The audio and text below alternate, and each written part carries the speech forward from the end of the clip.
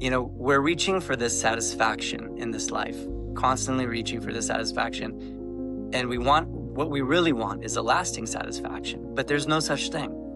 In everyday life, I've noticed so many people nowadays are so frustrated and angry and anxious, and they don't know how to deal with it. They have no idea. And a lot of people don't even notice it. That's just their everyday life. In my seeking for enlightenment, I've gone to all of these experiences. I've like tried everything. And like I said, it all fails, including the out-of-body stuff.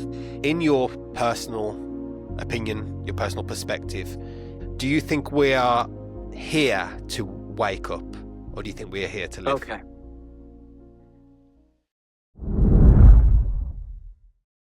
Yes, so the video that really was just pure gold to me, I think it's called Enlightenment is Not What You Think. Oh, no way. I that's amazing to hear. Just before you continue to say anything else, because I swear, like, when I make a video like that, I feel like I'm speaking Portuguese to a French audience or something. Like I just felt like nobody could hear anything I was saying there. But yeah. It was literally my language, but articulated better. It's Wow.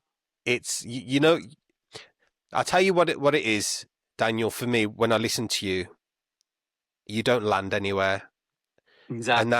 and that's exactly where I'm at. I mean, I've got my perspectives, but Yeah. I don't land anywhere. No, I And noticed yeah, that in your conversations. That's actually what intrigued me as well. Same thing. yeah, good. Yeah. Yeah. Okay, so before we start, I know you've got a website. Let's start with that, and you've got a YouTube channel. So what exactly do you do? Okay, so I have been, an active kind of, I guess, spiritual teacher, for lack of a better way of saying that, for many years now. It's coming up on a decade actually. So I've been having, group meetings like satsangs. Um, don't have to call them satsangs. Mine are more, there is sometimes, more of a lecture format, but the community is very involved. It's more interactive. The community is involved. And so I've been doing that. And then I have one-on-one sessions in that domain as well. And then I have work as a chronic fatigue and insomnia recovery coach. So I have my clients for that. And you'd be amazed the overlap, because in fact, the recovery from chronic fatigue and insomnia involves a lot of, there's a huge spiritual aspect to it. Of course, the nervous system plays a huge role in it. And in a way, it's a very rigorous spiritual practice, because these are things that it's not, a lot of times a spiritual seeker, they don't have the urgency that an insomniac has to embody these principles, because with insomnia, you either embody it or you don't sleep. It's a Zen master with a stick over your head. Like you're gonna get it. You're gonna surrender, or else you're just gonna suffer. So you have to learn the lessons. It's almost like Yeah. you're cornered by these chronic situations. Okay. Okay, good. So I saw that you were an awakening coach. Would you say that's correct? Yeah, just because you have to give it a title. Yeah. Yeah. Yeah. Okay. I don't like any of the titles, but yeah, some of my clients will say like a life coach. Some will say like an awakening coach. I'm whatever the person needs in that moment. Yeah, Yeah. I hear that, and I completely understand it. I talk a lot about labels as well, and they're required. That's the thing, so we have to use them. But Yeah. it's down to interpretation, isn't it? And that's the problem, I think, with labels. Exactly. So did you, as Daniel, have an experience at some point in your life which set you on this path to where you're at now? Yeah, so actually that's what set me on the path is chronic fatigue and insomnia, Right. Okay. right? Yeah. There was like a childhood trauma that happened from moving countries. Um, well, yeah, you could attribute it to that basically, and then started having this pressure to perform and all this kind of stuff, which led to one night where I didn't sleep, which started a whole insomnia thing, and and I started to have these fatigue episodes, and I had it for over 30 years, Oh and wow. since nothing helped me heal, like in the medical field or anywhere else, I ended up seeking in the spiritual realms, you could say. Um, and yeah, eventually it all brought me like full circle back to the body, right? Really brought me back to like embodiment. Insomnia, I have this video on my channel, something like the spiritual lessons of insomnia, and it just shows how you basically you have to embody acceptance, surrender, self-kindness. Um, you have you have to, because like the one thing we teach like in insomnia is acceptance signals safety to the nervous system, whereas rejection of what is and self-judgment or self-flogging, that all keeps the nervous system in a state of threat. And that's the reason you can't sleep with insomnia, is because the nervous system is perceiving a threat, like being awake at night or not sleeping. It's perceiving that as a threat, and you have to teach it that it that you're safe. And then the hyper arousal calms down, the whole fight or flight thing calms down, and then you can sleep. That's like the quickest way I can explain it. No, I can see the link now. I can see the You can link. see it. Yeah. Um, yeah, because one of the things I've got a whole arc on my YouTube, and it's about embodiment. It's more of Mhm. allowing allowing the habits and patterns that arise and also noticing them. I haven't gone into being with the No. sensations in the body directly on the channel. That's something I do speak about um, outside of that. But yeah, I can see the link. So when you went through that 30 years of your life, was you searching for something spiritual? Or Oh, is that absolutely. something you was? Okay. Yeah, yeah, yeah. I mean, at first, like, well, this started when I was like 10 and a half, 11 or so. So at first it was like, I didn't understand what was happening. I didn't have labels like chronic fatigue. I did, or insomnia at that point. Um, but I searched like in overall growing up and everything. I tried to find the answer through psychology, philosophy, um, and then one day it so happened somebody gave me an Osho book, and from that moment on, I thought, well, enlightenment is gonna save me. That's the dangling carrot now, and that was for decades the dangling carrot. Okay. So enlightenment was going to save you. Exactly. It's interesting because I speak a lot about how, you know, people do look for enlightenment as a way out, as escapism, as a way to fix something. So would you say that that's what you were doing? 100%. Yeah. By the as I was recovering from insomnia, there was a lot of insight happening. Like there was also a lot of understanding of like how all of this emerged from childhood, and seeing all that trauma, and kind of integrating and healing all of that stuff. That it was a lot of, I call it a lot of internalized non-acceptance, kind of a pressure. Mm. This is how a lot of people get insomnia, is from putting so much pressure on themselves to perform, and this belief that you could actually be inadequate. Right? There was all this like judgment on this innocent, beautiful little child, and I think all children are innocent and beautiful. And suddenly they're taught that they can somehow get it wrong and be inadequate, and that they're wrong. So that whole thing surfaced of like being you is wrong. That was like Yeah. at the core. That's also at the core of chronic fatigue. Is this? It's ultimately this type of shame, where it's tied to fear of disapproval and all of that. Um, but wait, remind me what the question was again. Was it like a escapism? Was you looking for it to? Yeah. So the whole spiritual part of the search, even though I don't think it was I don't feel it as like a waste of time, or I don't have any regret of it. But really everything was avoiding fear. That's what it was. It was avoiding the fear, because like, I mean, insomnia is something very scary. If you feel like your body is losing its ability to sleep, and you think like, I'm not gonna sleep, like it's incredibly scary, especially because there's a lot of miseducation, honestly, from the medical field, and how about sleep. There's a lot of stuff that makes it very, very scary to people who are not sleeping. Part of what I do is re-educate people in a way that alleviates the pressure, because that's what we need in order to sleep. But yes, it was all escapism, it was all avoidance, and ultimately what I saw is that what we're avoiding is everything, is fear and pain.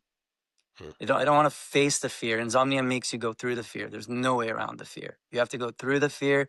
You have to feel safe inside the fear. You have to not fear fear. You learn a lot. You go really deep, and it's not mental, because the nervous system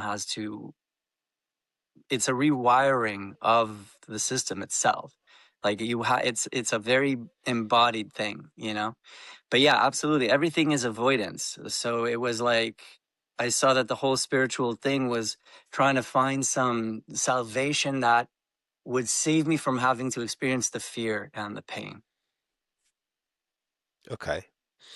It's fascinating. It's because it actually links to so much. Now I'm hearing this because I've never delved into any of that insomnia. I haven't had to. It's not been in my experience, but it's fascinating how close everything seems to be linked to the avoidance of discomfort. Yes. Uh, hmm That's the thing. yeah. Um, what changed that made enlightenment stop feeling as important? I would say disillusionment, almost like a chronic disillusionment. The dangling carrot, it's not that you can't sometimes seem to catch it for a moment and grab a bite. I mean, most of the time it eludes you. And so maybe you get to a place where you're feeling some kind of whether it's a bliss, or you think you've managed, you're not consciously thinking this, but you think you've managed to escape the unpleasant side of life or something like that. And now you think, I'll just maintain this. Right. And so if I just maintain this state of awareness, if I just maintain this state or whatever, I won't ever have to feel all this stuff I don't want to feel. And you want to get out. But then what I saw is that every time it failed, and that's why I call it a kind of disillusionment. And eventually I saw there's no way out, and that I started to see that there's no such thing as a permanent experience. There's no permanent experience. And I thought, maybe in the afterlife, it's a permanent experience of that. It's kind of like always being, as long as I just somehow ensure that I don't reincarnate, I'll just stay up there in some kind of a good state forever. Even that fell apart. I understand today that they can't experience by its what by the nature of what it is relative. It can't be absolute. There is no such thing as an absolute experience or an experience of the absolute. So Mm, everything started to reverse on itself. Like the seeking for a way out started to become a laughing at how there's no way out, and there's no way to avoid the pain or unpleasant side of life. Just as there's no way to attach to the pleasure. There's no way to hold that. You can't maintain those states that you want to. Every experience is based in separation. Even the experience of oneness or union is actually mm, based in separation. mhm, Because the thing is, in order to talk about it, I have to like assume for a moment, like I have to name the nameless a little bit, just to be able to speak about this, or assume an absolute. Otherwise, it's really impossible to speak about. But let's just say there is the absolute manifesting as the relative, and that this conversation is that it's happening right now, mhm. right? The absolute kind of like uh, appearing as two people conversing with each other, but it's really there's not really two here, right? And so the experience, though, requires a duality, it requires two. And so every experience, even union, is a merger, well, a uniting of two that seem to become one. But if there's two that are becoming one, it's still separate. Meaning, what it comes down to is that the absolute has to seemingly, apparently separate from itself in order to have an experience of itself. If it is itself, there's no experience. And you could say that that's, sometimes in Advaita, they give the pointer of deep sleep. There's no experiencer, there's no world, there's nothing known or unknown. You can't even speak about what is or isn't there, right? So only when manifestation emerges, when duality and multiplicity emerge, there can be experience. Their experience requires a certain duration, like beginning, middle, end, and it's relative. It's this experience, an experience of this, and not an experience of that. It's an experience of union, not an experience of separation. But it's still all happening within the realm of the relative, the realm of separation, where two things that are separate seem to unite. But the joke is that if they actually united, it wouldn't be two becoming one. It would be the collapse of the two. It would be non-duality. It would be a collapse of the two, so that again, only the absolute remains, the deep sleep, the no experience. So in absolute merger, there is no experience of that. When the absolute is totally flat with itself, not separate from itself, that full merger is, there's no experience of that. All you can experience is yourself or the absolute in relativity, in separation. You can get seemingly closer to yourself. That's what union is. But it's all a joke still, because getting closer and further from that which you cannot not be is, it's just again, an experience of being further or closer. You can't actually be further or closer. Does that make any sense at all? It makes sense. I think maybe for some people they may have to have some kind of shift or experience to fully know that and understand that. But yeah, you've explained it well, and you have actually released a video today where you've gone in depth about that. So what, if you can remind me what the title of that is? I think it's You Will Never Be Complete, and the thumbnail says this is good news. And Yeah. just, to kind of convey that this isn't about being a smartass, saying you will never be complete is good news. It's really pointing to the fact that, we're reaching for this satisfaction in this life, constantly reaching for this satisfaction. And what we really want is a lasting satisfaction, but there's no such thing. Everything, even if you reach the thing you want and you merge with it, what I'm saying is, in that, there's like a death, there's a completion. Every time there's a completion, there's a new beginning. That's why when you get what you want, it's like on to the next thing, and on to the next thing, and on to the next thing. But really, this isn't a personal movement. It's the movement of consciousness. We take it personally. We own it as, this is my seeking. But really, it's consciousness seeking for what it is, which it will never find. Because that's the thing. People want an answer. Enlightenment is an answer. I am light. I am love. I am awareness. I am this. I am that. But really, it's what we are in is more like an eternal question. The question, who am I, doesn't have an answer. Any answer lands you back in the relative, away from the absolute. Yeah. Yeah, So you're that's already complete. So to say that you will never be complete means, like, there will always be the chase for completion, but you can't ever find it. Anytime it completes, that's the merger I was speaking about earlier. Anytime it completes, you just collapse back into what you are, into the no distance from yourself, no separation, which is not an experience. You can't experience what you are. You can only experience what you're not, actually.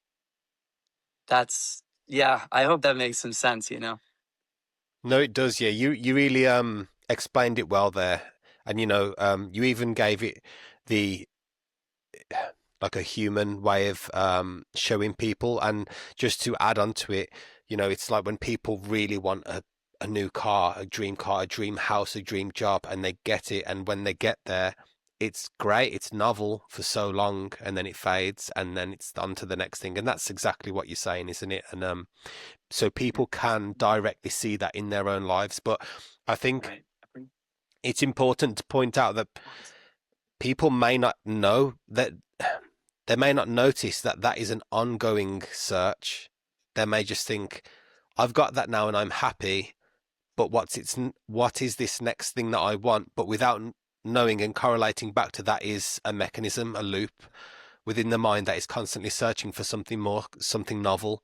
I do say that humans love novelty, but this is why it's like an unconscious search. I'd like to hear your opinion on this, but I see it as a mechanism of the mind's survival in a way of trying to constantly keep itself alive by finding something to do, finding something new, finding something more, so it can label it, box it, put it to the side, and then on to the next thing. But what's your perspective on that? Yeah, I mean, so again, I'll differentiate between like the sense of a personal mind and then mind with like a capital M, which is what I also call consciousness, which is like the mind of the source, right? So the source, like the way I look at it, just again, just in order to, for the sake of conversation, um, the absolute or what we are, I don't know what it is. That's the whole point. There's no, I don't know what it is or what it isn't really. But its mind with a capital M, or its consciousness, is constantly trying to answer that question. And every experience is that. Everything, every movement is that mind reaching towards its source, the mind of the one.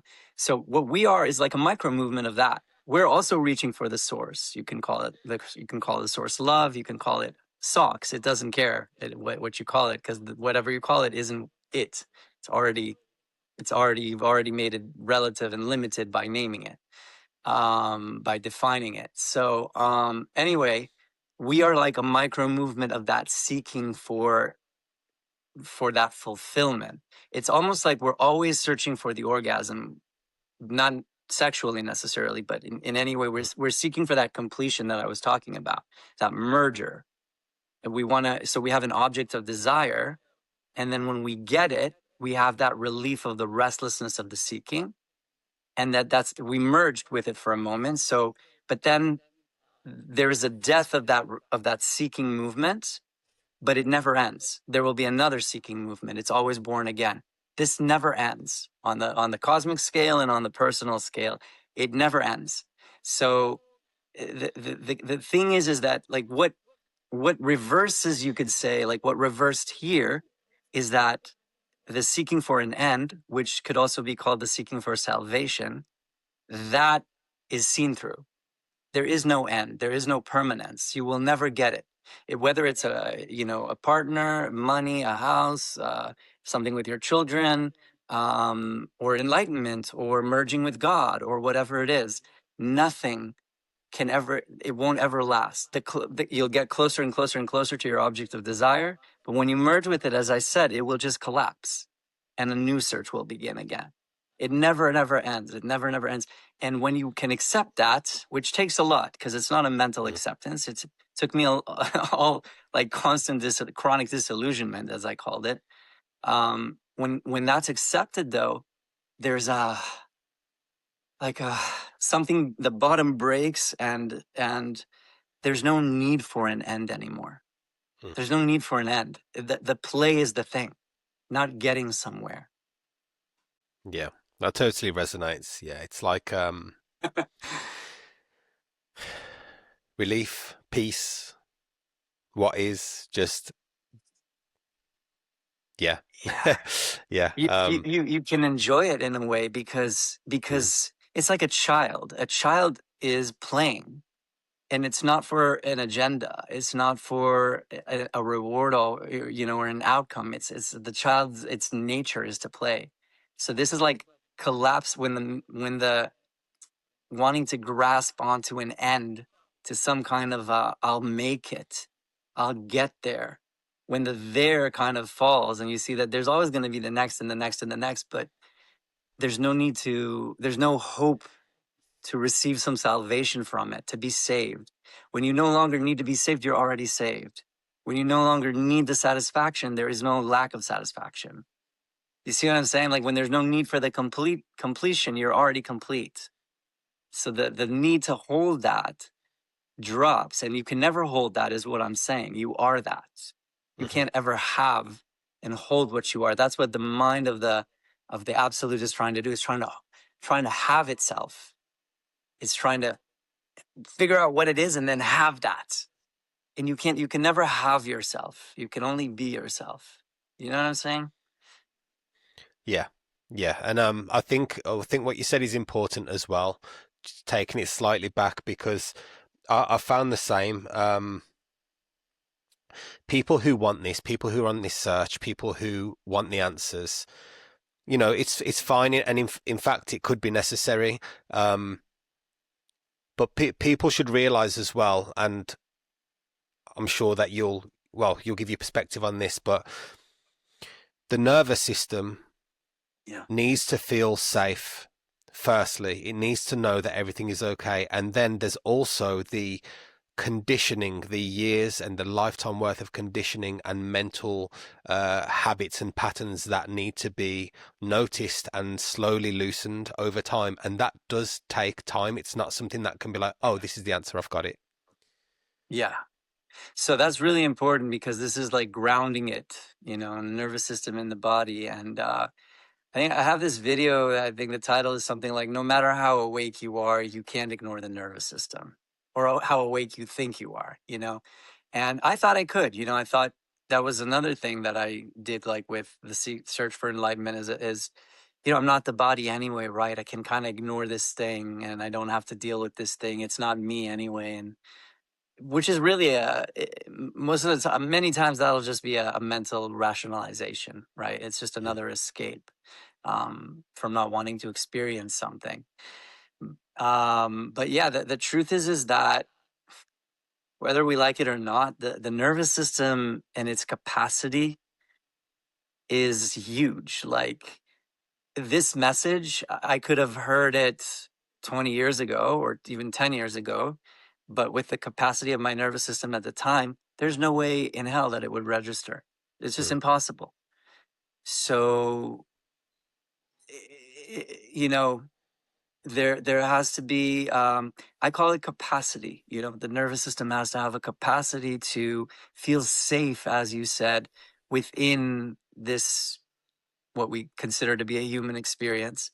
And particularly what that really means is within unpleasantness. So that unpleasantness isn't immediately labeled as wrong and judged as something that needs to be gotten rid of.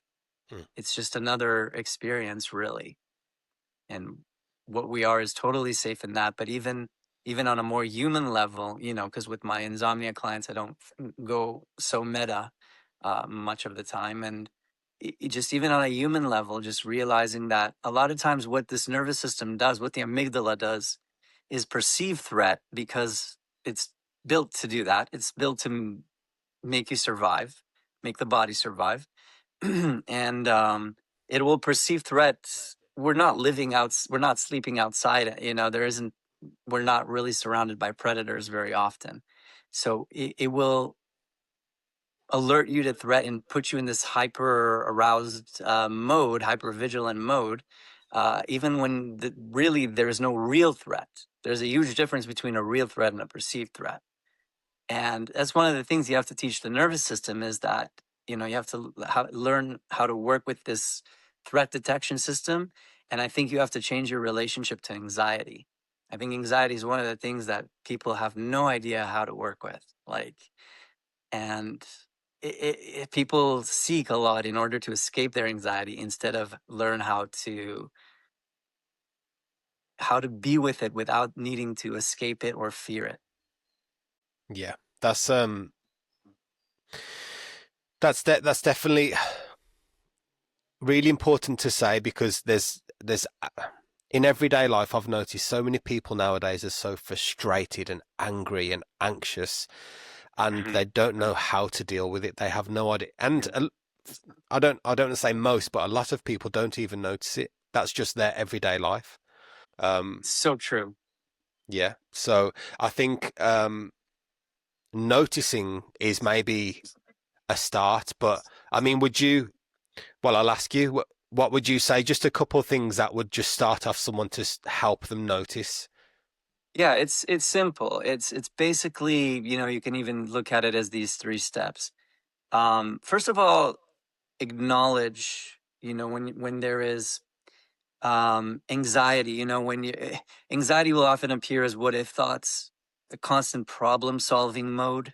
No, it doesn't have to be constant, but when you're in a problem solving mode and you're, worry, um that state of it's feeling unsafe of like, I need to know something, I'm trying to grasp onto certainty so that I can relax. And what we tend to do is we tend to follow that movement, try to reach some kind of certainty, and then we think then we'll be safe. But there is no certainty. There just isn't. It's not a thing. I can tell, people, whoever it is, including myself, the outcome is going to be either more pleasure or more pain. That's all experience can ever be. More Mm. pleasure or more pain. It moves on that gradient. So that's all you can know about what's going to happen. It's going to be either more pleasure or more pain. But can you control the outcome? No. So where your power lies is in responding to what's happening in the moment. So just acknowledge, these are the thoughts that are happening. These are the sensations I feel. But that's okay. Right now, is there a bear coming to attack me? Is there a bus coming to run me over? In the immediacy of the moment, am I safe? I'm totally safe. So just, really, really allowing yourself to feel the unpleasantness of it and know that you're safe at the same, like really acknowledge, really look, like, even because for the nervous system, it's like a little kid. If you do this and really show it, look, there is no danger in the nervous system that registers. Of course, adult people, I know they understand there's no danger, but this isn't about the mind. This is about the body understanding that. The body is kind of like a little kid. You really show it, look, we're safe. And then it learns to differentiate between unpleasantness in the moment, which anxiety is unpleasant, pain is unpleasant, and threat or danger. And the moment you can experience unpleasantness or pain without danger, there's no fear of it. So unpleasantness becomes just unpleasantness. And what makes it so bad is usually not the unpleasantness itself, it's the fear. People fear it so much, want it gone so badly, want to avoid it with everything they got. The battle, that inner conflict about, I'm in this experience and I really don't want to be in it, that is creating a lot of the stuff we don't like. When you're not in a battle with what is, it's just what is. Yeah, and would you say that's control? The fear is because of control, wanting life to go a certain way, expectations and things like that. And that's why I say you can't control the outcome. You'll try until you realize two things. One is that you'll always fail, because there are times where it'll seem like you managed to control the outcome, and then if you really, really notice those things, sometimes even when you get what you want and you control the outcome, it turns out not to be what you thought it would be. Sometimes you get the job and then you're like, I was thinking this would be a different gig. I ended up in this kind of a gig. So control, there's getting in any outcome, you can get what you want, get what you don't want, or not get what you want. Kind of, those are the options. And none of them will bring you that permanent satisfaction. When you get what you want, there'll be like, okay, the restlessness that I was speaking about will subside. So my point with all of this is getting to the point that control doesn't give you permanent satisfaction, nor does it give you a sense of safety. In fact, when it comes to safety, control um, signals to the nervous system the opposite of safety. It signals to the nervous system that we need the circumstances to be a certain way until we can feel safe and relax. Whereas acceptance says the circumstances can be more pleasant or less pleasant, but we're safe either way. So acceptance is like, that develops the capacity of the nervous system. Resistance tightens it. It comes down to that, basically. So you have to learn that control isn't safety. That connection the mind makes is not true. Safety is acceptance. Acceptance, allowance, letting go, Allowance, trust in welcoming. life. Yeah. Yeah, I think welcoming and befriending are also good words, right? yeah. Because you're not at a battle with what is, even if Mm. it's unpleasant. And it just takes understanding that you'll never avoid the unpleasant. It's impossible. Everything is relative. So a pleasurable experience is only relative. There's no permanent pleasure. There's nothing permanent. There's nothing absolute in the relative. Yeah, and no matter how we think about it, no matter how we try to control it, no matter what we try, life will happen. How it's going to Life will happen. happen. Yeah, yeah, yeah. And the joy is for me when I don't need it to save me, when I don't need the next thing to save me. It's, you could say in a way, every experience is empty, but it's not in a depressing way for me. It's not depressing. It's, it's the joy is the needlessness, is that you can enjoy the moment or the experience or whatever when you don't need it to deliver anything to you. That demand for this moment has to give me some kind of advantage, some kind of gain. I need to get ahead. It's like trying to get ahead leaves you perpetually behind. You never get there. You're always trying to gain something, and then it makes you feel like you're never quite there. But needlessness, the needlessness of our nature, it just enjoys the play. And like I said earlier, the play is the reaching itself. It's always, everything to me is outreaching. Like the butterfly going to get the nectar from the flower. That's reaching for, that's the source reaching for its completion, which it'll never come. Because even when the butterfly enjoys the nectar, it'll need to seek it again, you know? Mm. And every movement is love or the source moving towards itself. But like I say that, when Romeo and Juliet finally come together, what happens? They die. In the merger, it dies. You know what I'm saying? And then the next love story begins. The next seeking for completion. Yeah. Yeah, thank you for that. That's a beautiful way to put it, and a beautiful way for people to understand as well. There's a lot. There's so much. There's so much that you know people don't see and don't know that they are doing this reaching. And it's not that it's anyone's fault. It's not that anyone's doing anything wrong. That, like you said, it's expression. Exactly. It's life reaching. That's what movement is. Exactly. Um, Yeah. but at the same time, we don't understand how much friction there is and how much resistance there is with trying to control that. And Yeah. it sounds like it can be very, very peaceful when that trying to control and just letting what is be. It sounds like Yeah. it's left. You're left with just peace of not. What I'm trying to get at. It sounds so tiring to always constantly be trying to do something where if life still happens anyway and you don't have to do anything, that sounds pretty peaceful. Yeah. I think tiring is a good word, because one way that I speak sometimes is I say my path is the path of exhaustion. I mean, Mm, not just because I had chronic fatigue, but it's just like, it's so exhausting to try to reach that completion and try to have and to hold it and never be able to, mm, and so we exhaust all the attempts. It's supposed to fail. People think they're doing it wrong if they can't hold some lasting happiness, but it's supposed to fail. The path. So that's the thing, is that when you tell people, like, okay, just accept and let everything be, it becomes another doing. mm, So they're now trying to do that, and that's going to be another thing that fail. Ultimately, it can help on the relative sense, like being more accepting and more open can relatively help a lot. But when it comes to like really the collapse back into um, not needing completion because you are completion and you are completeness already, not needing satisfaction because you are satisfaction. Um, So no trying to grasp stuff.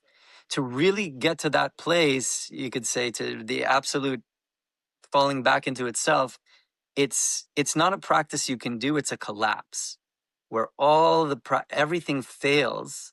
And like I said, when I said the bottom breaks, like something breaks, and you don't mind the effort. You just don't expect it to produce anything. That's not the point. The point is, again, it's the reaching, not actually having and holding or grasping. I feel like it's difficult to explain, but what I'm trying to say is that the mind that we think is our mind, that personal seeking thing, the highest it can do is acceptance. It can be as accepting as possible of what is, but since it's still its own doing separate from what is, that kind of collapses. So I don't know how else to explain that, but like in the end, it's a collapse is all I can say. Okay, if someone, for example, said you need to let go, you need to surrender, you need to allow, would you say that the issue there is that people will take that and look for the answer to do that in their mind rather than direct experience? Not quite. I would say more like that there is still a desire to get something from it. That's the issue. There is still like, if I'll do the acceptance, it'll save me. Now I'll become an acceptor, and that becomes the plan for salvation now, you see? And then what Mm, I'm trying to say is that the need for salvation itself collapses. mm, The need to seek an end, there is no end. The need to have an end, to get to an end, that collapses. So you can just be, because you're not needing an end. You're not needing to get somewhere. And so even at that point, even if there is no acceptance, there's total acceptance of the non-acceptance, but it's almost like there's no one doing it. It's like I like you know, in the seeker's mind, there's categories. So there's a right way to be and a wrong way to be, and there's a spiritual way to be and a non-spiritual way to be. And maybe the spiritual way to be is to be a good person and to be loving and accepting and tolerant and all of that. For me, even that falls away. Like I can hate freely. I can hate completely freely. I won't harm anybody, but there's no need to hold on to an image of being pure or defending a good self or anything like that. So I'm saying it's a collapse into the moment can appear however it wants. Everything is equal. Hate is as empty as love. That's the thing. None of them are going to save you. You know what I mean? But to me, that's what real acceptance is, the unconditional kind, mm. not the one that a person practices. See the difference? The unconditional one has no conditions for it. There is no I'll accept because I'm a good person and I'm trying to love I want to be at peace and I want something from the experience. When you don't want anything from the experience, there's just acceptance, if that makes sense. It's very difficult for me to convey. I always feel like I'm speaking French here. No, no, it makes sense. But like I said, there's unless you're going through it, unless you've had some kind of shift, unless you've had some kind of experience, it really is hard to, because it's not something that you can conceptualize. It's not something that you can explain with Exactly. language. Um, Exactly. but I think, yeah, it sounds like you've done a great job. um, Okay. I wanted to, well, and it sounds like true autonomy as well. I wanted to add that, um, just full acceptance of all. But yeah, I wanted to Yeah, move because slightly because on. I'll just Sorry, go say on. about that just real quick, Yeah. maybe this will make it a bit clearer that acceptance is your nature. Hmm. So the acceptance you practice, it's good on the relative level. I mean, on the relative level, it's much better to practice acceptance and non-resistance. It'll be better for your nervous system. It'll be a more pleasant experience of life because you can't avoid the unpleasant, to accept it instead of to fight it. But when we're talking about the absolute, acceptance isn't a doing. it's the unconditional nature. Hmm. Thank you for clarifying that, because that did land Okay. a bit more. Yeah, thank you. Okay. I wanted to move on to exploration. I wanted to hear your perspective, but first, I wanted to ask you, what do you think that the difference is between conscious exploration, and that's, here, direct experience, and escapism?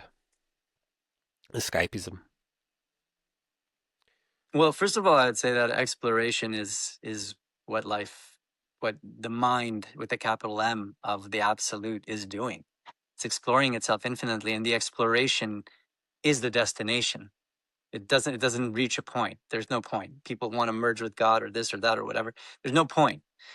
So the exploration is the thing. Um, I think, when it comes to what you call conscious exploration, um, I, I, I I guess it always, what's difficult for me with that is again, it's like, I hate to be like super non-dual here or whatever, but it's like, who's being conscious? Because that's the thing to me, is what kind of collapsed at some point is the idea of my mind or my consciousness, or so it's just consciousness, or what I call mind with a capital M, is exploring. It's not my exploration, right? But if I do entertain that relative level a little bit, then um you know I think what this might be, conscious exploration, is more of a curiosity, whereas the escapism is, again, going back to what it really comes down to, is trying to secure pleasure and to have and to hold it permanently. Whereas exploration is being open to the whatever comes, And again, I like that. I think that anything that points to more of a childlike way of being, if there was a compass for the way, so to speak, if there was a way, that would be the north. Whatever is more childlike, because the whole adult attitude of productivity and getting outcomes and all of that kind of stuff, it's you can't apply that to when we're talking about these kinds of things. It's you can't What you are doesn't care about outcomes or productivity or getting somewhere. It's a perpetual explorer. Yeah, it's like Mhm. it appears that a personal identity structure potentially makes it point towards the direction of escapism rather than I see where openness. you were going with that. Yeah. Um, is that what you were pointing to, or? Yeah, I always feel a little bit uncomfortable with these things because, like, I don't want to deny the person so completely that it becomes like a non-conversation in a way. No, be open, be But open. okay, I mean, yeah, the idea of a personal exploration, again, the whole taking this personally thing. This is my seeking. These are my thoughts. This is my mind. I'm the owner of it. That's the separation from what we're actually seeking. They say, like, uh, you are what you seek, right? Or and so if we are what we seek, we don't have to do anything. The exploration doesn't have to lead anywhere. The exploration is just what's happening. We're exploring right now. Like, exploration is happening. That the mind of the absolute always wants to. It's super curious. It always wants to dive in and know more. It wants to know itself. It wants to know, no, no, no, no, no, no, no, no. But the thing to understand ultimately is that there will never be an answer. What we are will never be known. It will never be known. Yeah. And again, deep sleep is like the pointer of that. You don't know. You are what you are 100% in deep sleep. You're that all the time. But, like, when you are merged with that, you don't know anything. You are knowledge itself, which doesn't know anything. It's weird. Like, love itself, knowledge or love, it's the same thing. Doesn't know love. Love doesn't know love. So what we're experiencing here is love trying to experience itself, but whenever it actually catches itself, it all collapses back. love, the absolute love can never be experienced. It's what we are. It's not an experience. Yeah. Yeah, I hear you. Okay, so you point people towards now direct experience intimacy with existence. Don't want to speak on your behalf, but from what I've seen, that's what it appears. That's how it appears. Correct me if I'm wrong. I've spent years exploring. I've spent years exploring altered states. Yeah. Quote unquote out of body experiences. I don't like that term personally. I don't see it that way. And I would love to know what you personally think about the relationship between direct experience, what's here intimately, and exploring consciousness through altered states. Yeah. Well, I think that the direct experience doesn't have to be body based, actually. Like you could say, in a way, for I guess, for lack of a better way to put it, like perception doesn't have to include a physical body. So there can be perception without feeling yourself to be a body, or experiencing a physical body. And so direct experience is really just the only thing that you're ever experiencing. There's whatever, even if you're thinking of tomorrow's experiences, that's happening directly right now in the moment. That's all you're ever experiencing. So, but for me, all of the experiences, again, we think that having a out of body experience, as they call it, it means something. And that's what I say. All experiences are empty. I've I've been there. Like, in my seeking for enlightenment, I've gone to all of these experiences. I've like tried everything, and like I said, it all fails, including the out of body stuff, including NDE stuff, including all that stuff. I really held on to that. Like that was hard to see through, because like it's hard to see through, especially when you really hope and want for salvation. Like, oh, and one day I'll return to being just pure soul. But again, like I said, I think Buddha was right. Impermanence is the nature of absolutely everything, and ignorance is the issue, where we fail to see the impermanent nature of all things, and therefore we try to find something to hold on to, and we suffer for it. The grasping for it. And all of these things, by the way, what we hear from NDEs and OBEs and all of that, the truth is, you always hear somebody else experience about, and you hear them saying, this is forever like this. When you die, it's going to be like that, and it's going to be like this. But really, if you're honest, in your immediate moment, it's always a maybe to you. Do you really know? You don't really know. You just want to believe it because you want that salvation. You want to have something to have and to hold permanently. But it's all a maybe. And maybe is not good enough for me. I'm not going to hold on to a maybe. Maybe it'll be like that. Maybe it'll be like that. The point is, we're here now, right? And you want to live in a maybe later you'll be eternally good, which I don't think there's an eternal experience, like I said, anyway. I know there isn't. But that's not good enough either way, because you are what you are now. So why wait for something in the next thing, and the next thing? When I die, then. When this happens, then. When I'm out of the body enough and I know myself as bodiless, then. When. It never comes. It'll never come. And if you can accept that it never comes, it never arrives, there's no arrival, that's the salvation, because you don't need salvation then. When you don't need to arrive at salvation, you're already saved. That's the joke of it. You're always reaching for what you already are. That's really the meaning of you are what you seek. So, and that's always now. That's always going to be now. It doesn't matter what the experience even is, what you are. That's why I use the word absolute, just to say that it doesn't care whether you're in a body or not in a body, or this or that or that. It is what it is, nevertheless. You know what I'm saying? It's always there or here. Yeah, you said it really, really well. You said it really well.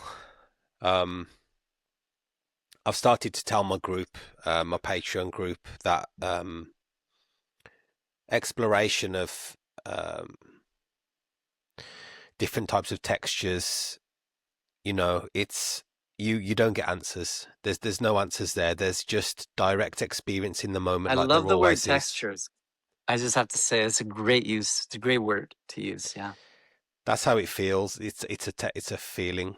Um, but that's I've started talking a lot about direct experience lately, and that's just what it is. It's everything has texture. Everything is texture, movement, perspective of that. Um, even perspective shifts. But yeah, so you know, I I've said recently that an out of body experience isn't you leaving the body. It's consciousness reorganizing itself. And that's how I see it. I don't see, the second that you put an identity within that, there's, like you said, Mhm. there's something to grab, something to gain, something to get. Yeah. And you mentioned that you saw recently me speak to Trey. I said, after 31 years, there's no answer. There's no answer except this. Would you say though that there's anything that can genuinely help people in altered states, or do you think it's all pure chasing? I think I've heard you say the same thing, which is so refreshing to see somebody like speak like this. I think what happens is, we have these experiences, but then what happens like so quickly that people don't even notice it happens is the mind makes something out of it. It makes a conclusion, it draws a conclusion, it maps it out in its map of the universe or map of existence. And it's trying to create this roadmap of how it's going to, again, find some permanent happiness or permanent salvation or whatever. It's all about seeking for salvation. And I think that's why I'm so impressed like with the Buddha because he never did that. He only said, well, there is that thought. Well, there is that aggregate happening in the moment. Even the self, the sense of self is just aggregates combined together to make something that feels like a self. But he looked at it so clearly at everything. And he looked at other realms and he looked even at OBEs and things like that and all he could say, what if I really simplify, because he's very meticulous and breaks everything down and everything, but if I really simplify it, what it comes down to is kind of him saying, there's an experience of that. What does it mean? You're filling that up. Hmm. Does it even mean anything? He didn't give an answer, yes or no. No answer. He just doesn't leave. He says, okay, there's an experience that consists of these elements, these textures, and and that's it. That's where it ends. And for the mind, that's like, but I can't make something of it. And if I can't make something of it, I can't hold something.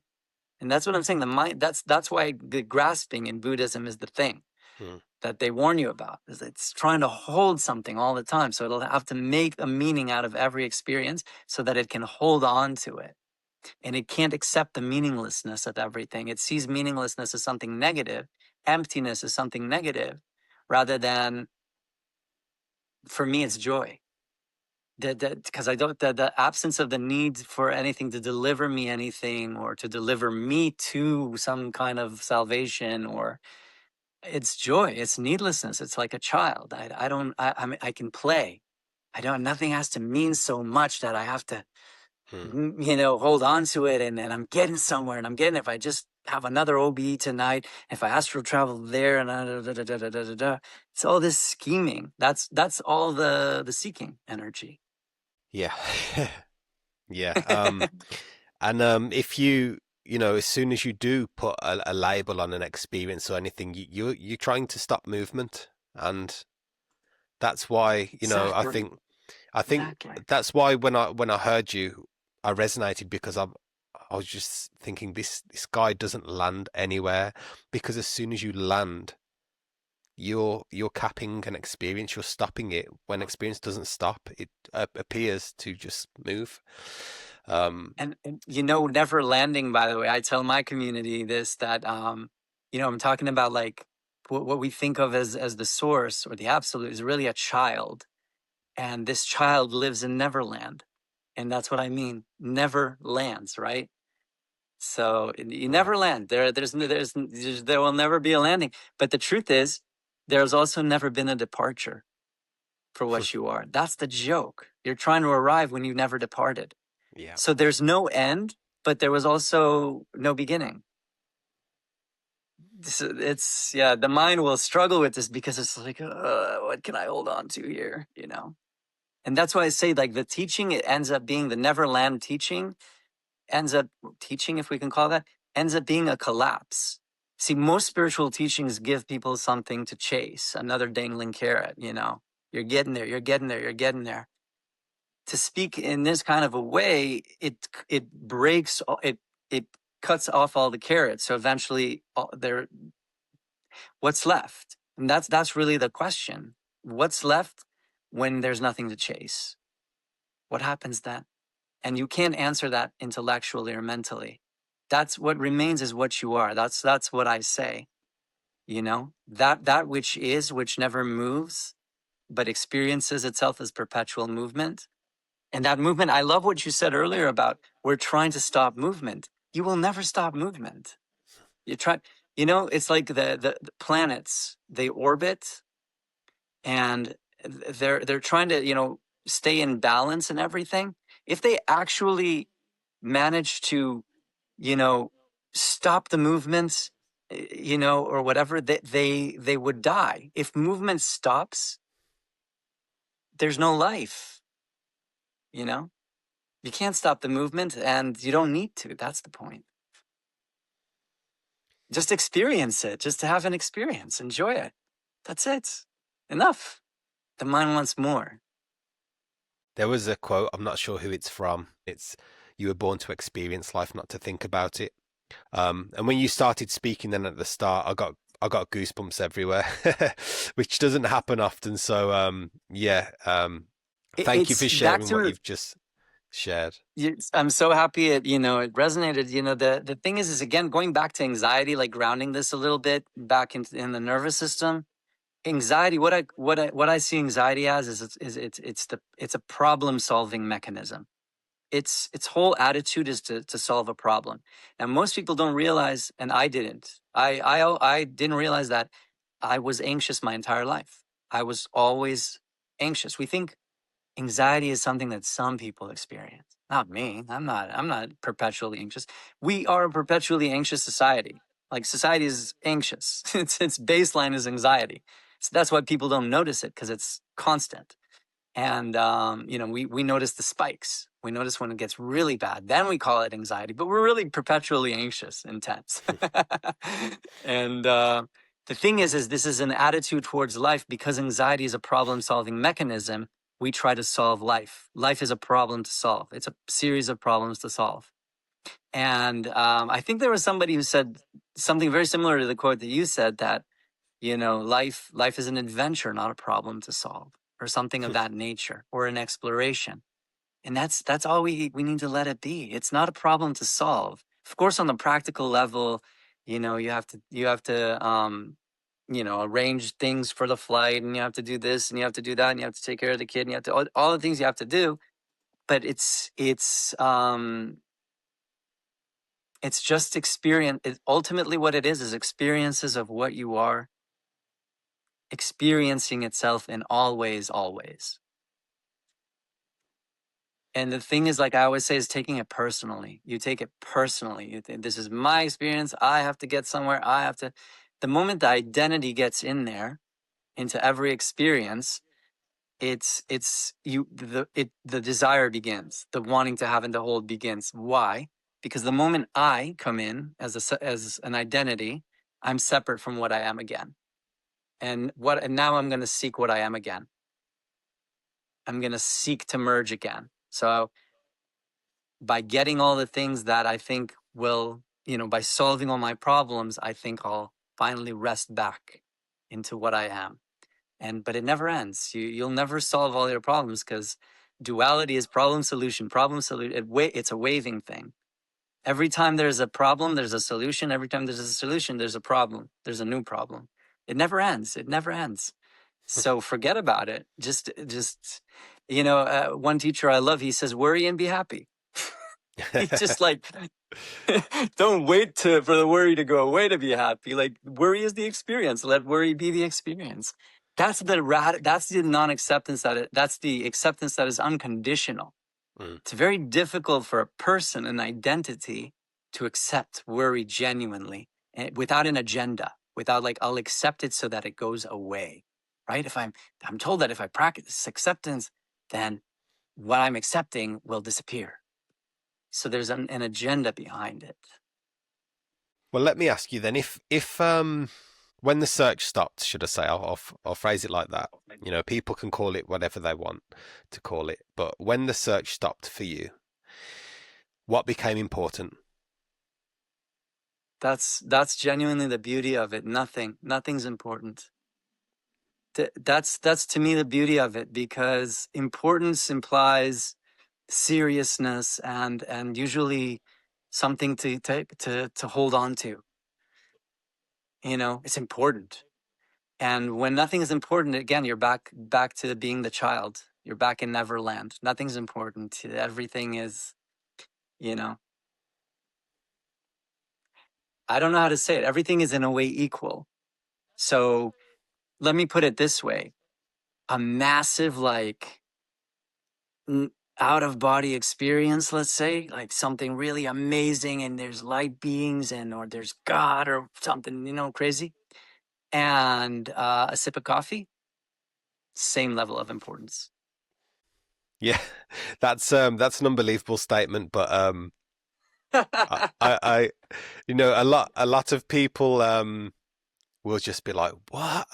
What's he saying? That doesn't make See, sense. it's But collapsing. That's why I say yeah, the teaching is about collapsing ideas in the mind. It's not yeah, about, if everything is equal, mm, then what that means, or equal importance, then what it really does is it breaks relativity. It breaks the categorical thinking of the mind, which makes distinctions. And when there are no distinctions, there are, when there are no distinctions, then that's, I can't say, but yeah, that's the thing, when there are no distinctions. So importance is a way of making distinctions. This is important, that's not. It's all the same thing. Everything is the same thing. So how is part of it more important and part of it not? It's only because you have an imaginary destination, a goal in mind. So something appears important relative to where you're trying to get to, you know? yeah. Something came to me when you were speaking then that I wanted to ask about. Um, because, and I do stay away from stories, but there's stories that there's a shift happening. There's an awakening going on within humanity. Yeah. Again, I stay away from that, but that is a big story that's happening at the moment. There appears to be more and more, and I use that word appears in capitals with quotes, appears to be more and more people waking up. In your personal opinion, your personal perspective, do you think we are here to wake up, or do you think we are here to live? Okay. So I'll put it this way. It's possible that there is sort of what could be considered a time of awakening happening. It's possible. But to me, what that is like, um, there are seasons, right? So winter turns into spring at some point. So there's some light comes in, right? So it could be that within, the grand story of humanity on Earth, the long winter finally has to end at some point, and some light comes in. Spring starts to come in, and it's a better meaning more pleasurable ultimately time in the story. It's a more, it's like the hobbits are having a good time at home. They're merry, they're joyful, but it's just part of the story. People maybe want it to last forever or something like that. it's possible that there could be a springtime in the story. Um, Again, it doesn't equal salvation. If people are waiting on this to save them, no, it just equals a more pleasurable, less painful, maybe less stressful period in humanity's story. Thank you for that answer. I love how you brought that back down to presence. Really, I was wondering how you would answer that, uh, because yeah, that's what it is ultimately. No matter what is happening, no matter what happens, be here, live. Whether we're here to wake up or not, and this is my perspective. It's irrelevant. That becomes another thing for the mind to think about, rather than just experiencing experience. See, I think Um, with the way you use the yeah, word live is, I agree. Like, because to me, what I'm hearing in that is you don't need to chase uh, that dangling carrot of awakening. You can just live. Because and yeah, that's in a way what I'm saying. The exact same thing is that the seeking for salvation is what drives us mad. Just so in that sense, just live. I don't know if that makes sense to people. Just live, but yeah, just live as opposed to waiting for something, waiting for an awakening, or trying to get somewhere. Just live. You're here. You already made it here. yeah. Um, I haven't got Sure. much more time left, so I'm going to ask you Yeah. just a couple more questions before we end it. I have loved this conversation, by the way. It's been amazing. I'm really happy that I found you. That your channel just showed up on my homepage. If someone's feeling lost right now, what would you genuinely want them to know? So if someone's feeling lost right now, I immediately go into the relative or human level. I'm not going to talk to them about the absolute. Um, if you're feeling lost right now, I think the best approach from where you are in this moment is really genuinely, please be kind to yourself. Please be kind to yourself. Like, um, you're not wrong for being where you are. There's nothing wrong with you. Nothing wrong has happened. Um, and I, you know, I think this is another nervous system thing. A nervous system that when the mind is in a self-critical narrative, that nervous system is going to be very tight, and it's going to be a difficult experience. When the mind is in a more self-compassionate narrative, that nervous system is literally going to react differently to life. And so this is why I'm giving this advice, because if you're feeling lost, you're likely your nervous system is not in a place to receive a super, super high message. That's why I go to meet the person where they are and go like, okay, this is right now you need more of an immediate relief or a quicker relief. And that will happen through gentleness, self-kindness, um, self-acceptance. From there, we can go on to the next thing. Yeah, that's beautiful. That resonated with me, so I'm sure that will resonate to people out there as well. There's a lot of people that I've come across that are on this search, and again, there's nothing wrong with it, but what comes with that search sometimes is depression, sadness, Yeah. frustration, anger, and um, people do genuinely feel lost. So I do think it's important that this conversation gets out there, and people can find people like yourselves, and that can help them, and people that have gone through the darkness, and seen the light, and realize that really it's all part of the same thing. um Yeah.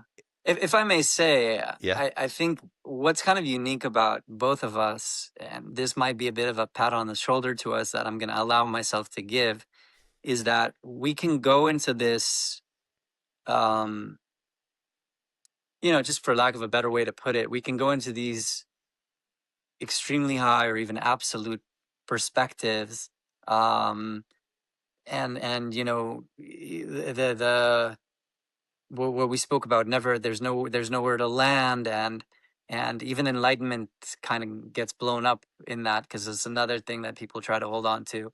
We can go all that way, but what I think where the pat on the shoulder comes in is that where we're unique is that we still always will include the nervous system and you know Hmm. that level of it. And I think that's what's missing from most, like, you know, where I come from, the more, you know, non-dual Buddhist no self type of approaches, they completely ignore that level completely. And in my own journey, that I'm not, you know, I'm not regretting or I'm not angry and all that. To me, it's all been part of the play. But that on a personal level, that was extremely, like, whatever the opposite of unhelpful is, maybe even harmful. It was harmful because here I am in this locked nervous system, in an unresolved narrative of self judgment, and I'm trying to understand these high concepts and everything, and nobody ever addresses, like, how to move just one step out of where I am to open up to it. I'll be able to really let these messages enter. You know what I mean? So our range is very big, and that's kind of like what I noticed about you as well, and why I was like, you know, I was enjoying hearing you talk and hearing you being interviewed and everything, is because it's like the range here. You know, you're in the physical, you're in the out of physical, you know, out of body stuff. You're in the nervous system. But you're not landing anywhere. I don't find that a lot. You know.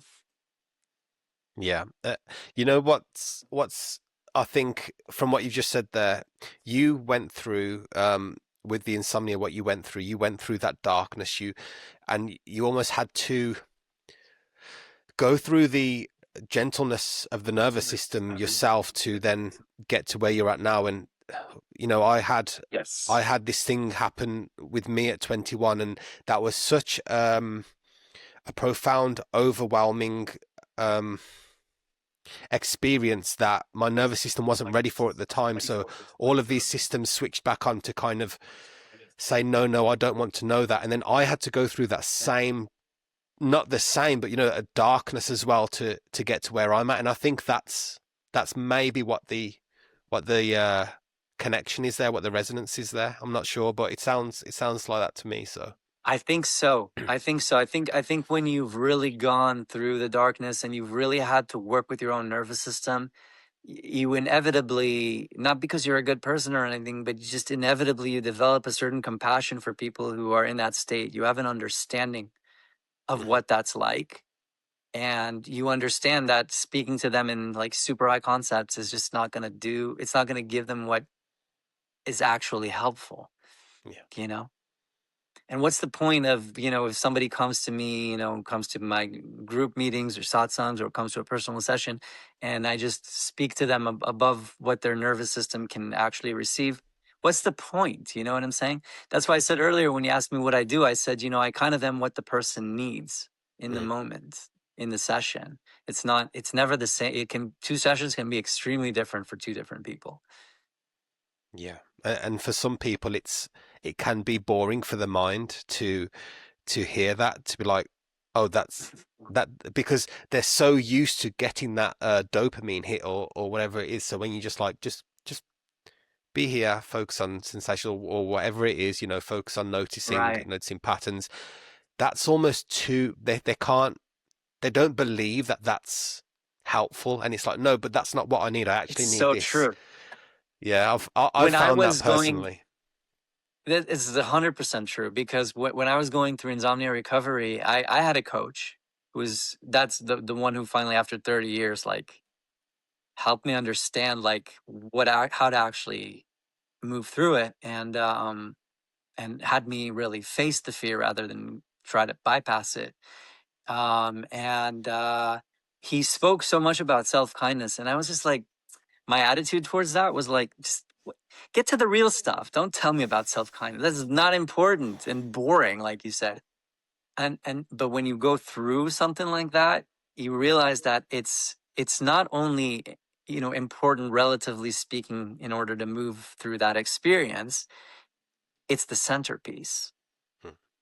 You will not move from out of a chronic condition, or a locked, I call it a locked nervous system, without self-kindness. It won't happen, Mm. because the state of internal conflict, battle, like I said, that locks the nervous system. You have to end the battle. You have to end the struggle.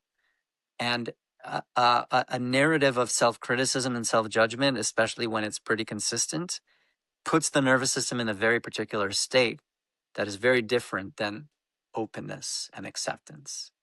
Yeah, it's it's it's it's what a lot of people need to hear. I think this, just to know that you've been there, and what's important as well is when you do start this, I don't know what to call it, unwinding, unraveling, I'm not really sure, noticing, just, yeah, the inner work, maybe shadow work, whatever. There's so many labels, but when you start it, you also start to notice that mechanism at the start when you was thinking, bypass this, just give me the answer. You Mm-hmm. start to notice that as well. When you look back So and you're true. like, that was that. I can't believe that I now see it clearly. Um, Yeah, yeah. yeah. That's the thing also, like, where the blessing in insomnia, even though it's a hellish experience to go through, as is chronic fatigue, but is that what you have to ultimately learn is to not attach to the outcome. And it's not a fancy spiritual concept when you're going through that, because the outcome that you're wanting is sleep. But actually, the Mm, more pressure you put on that to happen, I need that outcome, that has to happen, the less likely you are to sleep, mm, because you're so hyper aroused and anxious about it. mm, So you actually have to come to an acceptance of, like, sleep or no sleep. I'm accepting. I'm safe. Like, you have to practice that in a very unpleasant situation, um, and a very oftentimes lonely situation, because you're lying there alone. Everybody else can sleep. You're not sleeping. You're awake many more hours of the day than other people. Um, there can be something very isolating in insomnia, but you see what I'm saying is, like, you have to really genuinely not be attached to the outcome. You can't fake it with insomnia in the recovery. And then when you're not attached to the outcome, the pressure, the grasping for the outcome, that I need this to happen, that relaxes, and guess what? Sleep just starts to happen more naturally, mm. more and more. I mean, and so you can see, I'm just sharing that also because you can see how that is kind of an experience that I went through that became kind of a, everything I've been saying in this conversation is that there is no attachment to an outcome. Life isn't trying to get an outcome. It's not about an outcome. It's about the exploration. It's about experiencing what's being experienced. It's just about experiencing, period, you could say. Pleasant, unpleasant, but it's not needing to make it all veer towards pleasure. Insomnia taught me that's not going to happen. You're never going to make it all pleasure. So start to realize that the unpleasant isn't a problem. And when you realize the unpleasant isn't a problem, anxiety calms down, because anxiety is that thing that says, this is a problem. We need to solve it. We need to solve it. Come on. What did that happen to? What if we don't solve it now? Da, da, da. That's anxiety. Mm. And so when you're like, no, this is just the experience. It's not wrong. It's not right. It's not good. It's not bad. Of course, I'll be practical. I mean, if there's an injury or something, I'll go to the doctor, etc., obviously. But it's not, when the moment an experience isn't deemed or judged as wrong, the problem solver doesn't wake up, because it's not wrong, right? There's a practical problem solver, but not like a existential one. Like, oh my gosh, pain is wrong. We need to hold on to pleasure. That's what's people don't notice that, but Mm. subconsciously, that's the play. Yeah, and like we said at the start, it's amazing how you've dealt with insomnia is actually helpful for so Yeah, many so many things in life. So this can that's the thing. literally resonate with everyone. Um, okay, Daniel, I've loved having you on. I really have. I appreciate the time that you've taken to speak with me.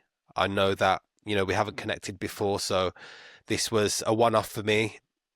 It was a reaching out, and hopefully that I could get a conversation like I said, I do appreciate that you said yes, and we've had this conversation. I think it is really an important conversation for so many people to hear.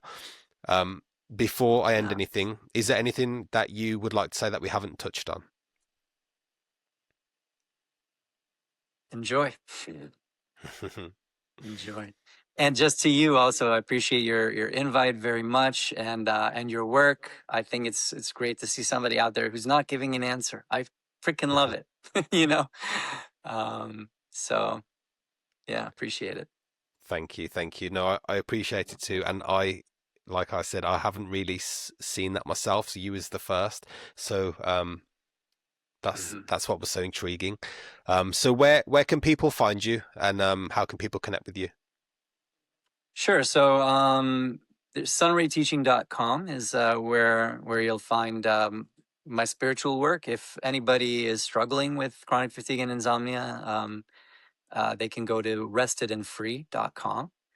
And yeah, I also have a Patreon if people want to join the satsangs regularly. They can either join one or join them the weekly ones like regularly. So I think that Patreon is at Laughing Light. Is this all on your YouTube channel, or? Yeah, you can find all of these links on my YouTube channel or in any description of any of my videos. And by the way, I will say as well that because of what I was saying earlier about our range, that I don't see this often. I see this with you, the range of what you can discuss. You can go really up high, and you can also talk about the nervous system, and you never really land in this is the experience, which is what I said I really love. Um, this is why people will hear me talking about a variety of different things. And sometimes they'll Mm, be like, how is that the same guy who spoke about that? Not, and he speaks about this. But it's the range, and there's the right thing for the right person at the right time. In some videos, I'm very personal. Like in my coaching, I'm much more personal. In mm. my satsangs, I'm much more impersonal, right? So again, it's the thing about the mind always wanting to label something in this person's identity is like that, so he needs to be like that always.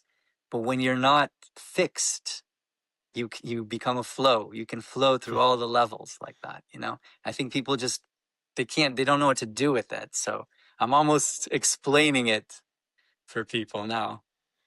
Part of the movement. Yeah. Yeah, I'll link your YouTube, and then anyone can go on that and then find all the links for you there.